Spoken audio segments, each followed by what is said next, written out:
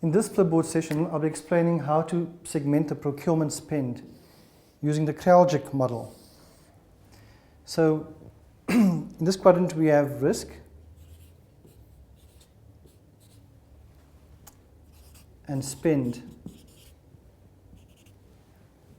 So this will be a low spend and it will be a high spend area. This will be a high risk and this will be a low risk area.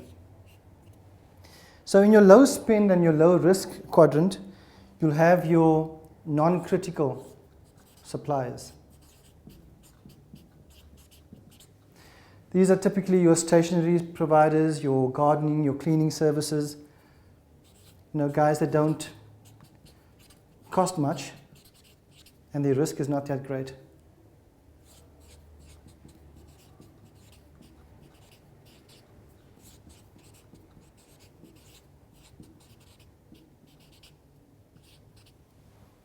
Also, the balance of power sits firmly with you. You have the ability to negotiate great terms with these suppliers. You can chop and change them at whim, at will, because there are so many of these suppliers. You have many to choose from.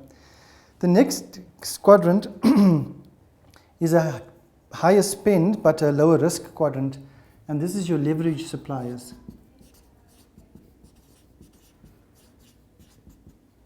Over here, you'll have guys that do your office automation,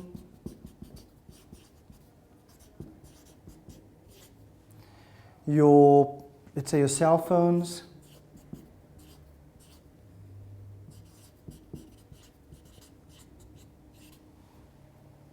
and things like that. They are called leverage suppliers because although your risk is lower than them, your spend is high. So you can go, and the balance of power still sits with you. So you can go and tell them, listen, I'm spending a lot of money with you. Can you please give me a better price? Or else I'm going to your competitor.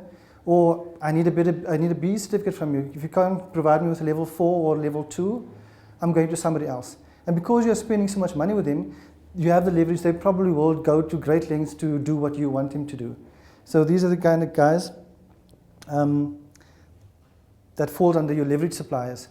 Then you've got over here, these are your bottleneck suppliers.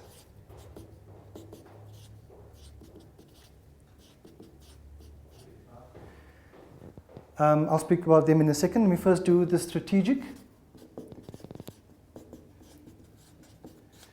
Your strategic suppliers, you spend a lot of money with them and the risk is high. What I mean by that is, firstly, you'll have, these are the guys that typically produce your raw materials, your components,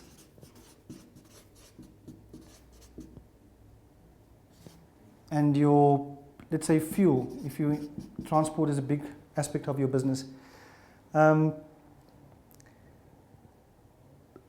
reason why they are strategic, and the balance of power pretty much is equal. They need you as much as you need them. If you are a producer of Rhodesian teak tables, and your supplier doesn't provide you with it, you're not going to be selling anything.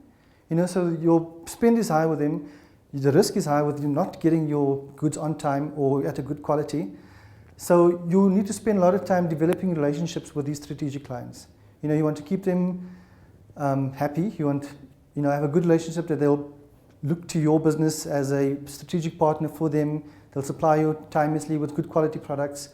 So very important suppliers, your strategic suppliers. Then we have your bottleneck suppliers. The risk is high with them, but the spend is low. Typically, you'll find your critical spares fits into this category. If you were into manufacturing and you've got a big machine that one of the components is let's say a bearing that you replace once every 5 months or so, and there's only one company in the world that supplies it, but it costs negligible cost.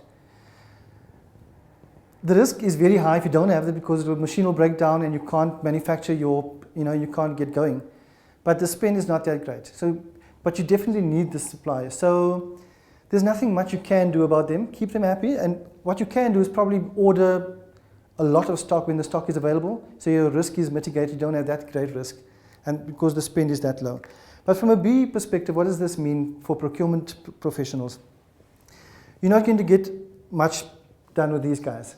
Because if they tell you, well, I don't have a BE certificate, what are you going to do about it? Nothing you can do about it. You need to use them. They're critical. Their spares are critical to the functioning of your machinery, ergo your business.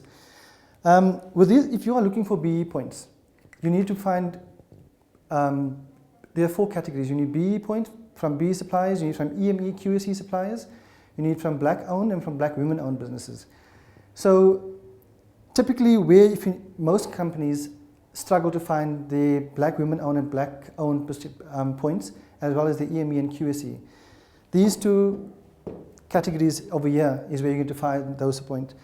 So normally your non-critical suppliers would be your level 1 to 2 suppliers, your black-owned, black women-owned, and your EME and QSEs.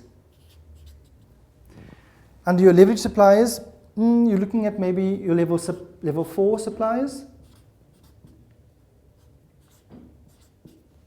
Level 4, also your EMEs, black-owned, black women-owned. Like we mentioned before, the leverage suppliers, if there aren't any of these, if they're not level 4, if they're not the EME, BLB, black women-owned, and you need those points, you can always tell them, I'm going to change to another supplier unless you can achieve that status. Then your strategic suppliers, it's most companies nowadays is 5 years into BEE. Most companies have BE certificates. So over here, although the big companies, you're probably looking at level 5